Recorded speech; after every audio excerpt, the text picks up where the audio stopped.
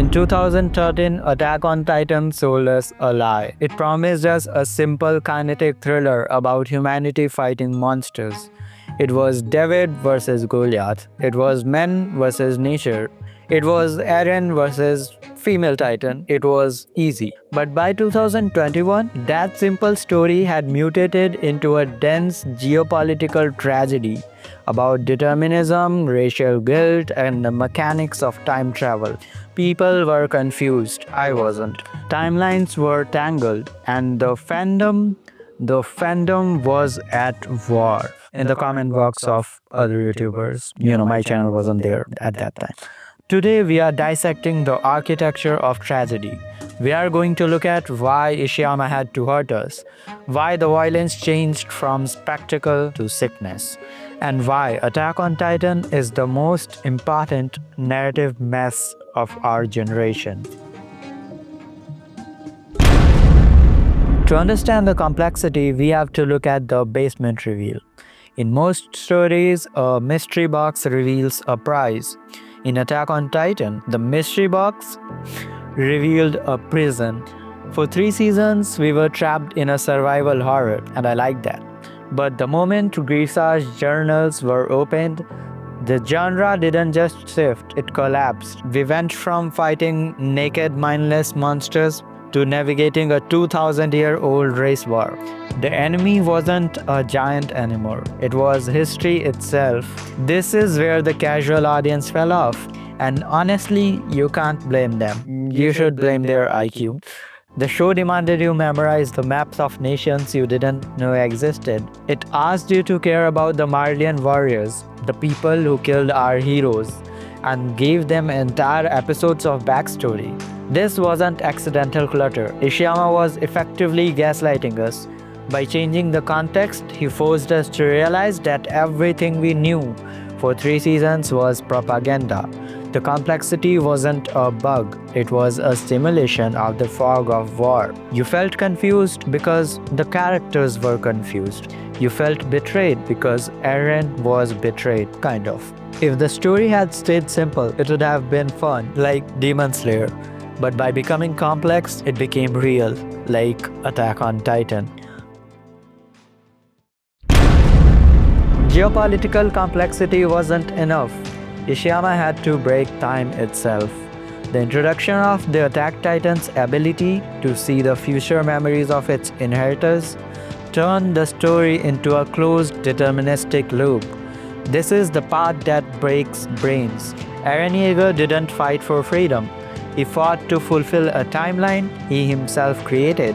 Think about the irony. The character who screamed, "I am free," more than anyone else was actually the biggest slave in the series. He was a slave to a script he wrote for himself in the future. This is where people started questioning why Eren did all this, why he killed his own mother. But what they don't understand is that this is same as what Iron Man did in the endgame. Both Eren and Tony knew that there is only one way to save the world, and they had no choice but to do what they did. Eren knew this was the only way to remove the curse of Titans from his race. But we can't deny that this fixed timeline is why the ending felt so suffocating. In a normal shonen anime, the hero overcomes destiny with willpower. In Attack on Titan, willpower is the destiny. Eren pushed forward because he saw himself pushing forward. The ink was dry. This complexity alienated people who wanted a Chad Eren winning against the world. Instead, they got a tragic figure trapped in a cage of his own making. Isayama didn't just complicate the plot. He deconstructed the very idea of the shonen protagonist, and that hurts to watch. We have to talk about the blood. Attack on Titan is violent, yes, but have you noticed how the violence changes? In the beginning, it was gross, it was biological, titans eating humans. It was meant to make you feel small. It was the violence of nature against men.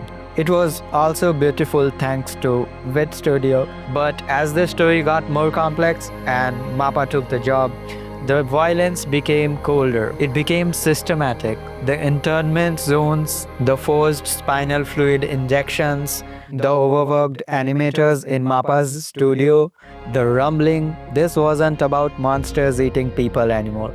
It was about people erasing people. Isayama uses violence as a language. The most disturbing part of the series isn't a titan biting a head off.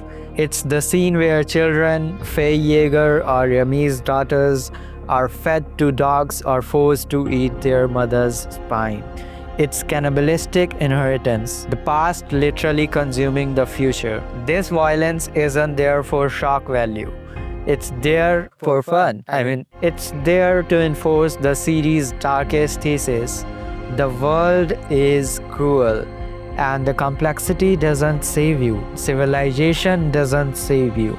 Underneath the politics and the treaties, the law of the jungle is always waiting. So, was it too complicated? Did Isayama fly too close to the sun? If you wanted a story where good guys win and the bad guys lose, then yes, it was a mess. It failed you. But Attack on Titan wasn't trying to be a bedtime story. It was trying to be a history book. And history is complicated. History doesn't have clean narrative arcs. It has contradictions, it has loops, it has Nazis, it has Hitler, and it repeats itself. I hope it doesn't repeat itself in the real world though. The complexity of Attack on Titan, the tangled timelines, the moral grays, the frustrating lack of a happy ending is exactly why we are still talking about it. It treated its audience like adults, even though I wasn't an adult when I watched it. It asked us to hold two contradictory ideas in our heads at the same time. The world is cruel and also very beautiful.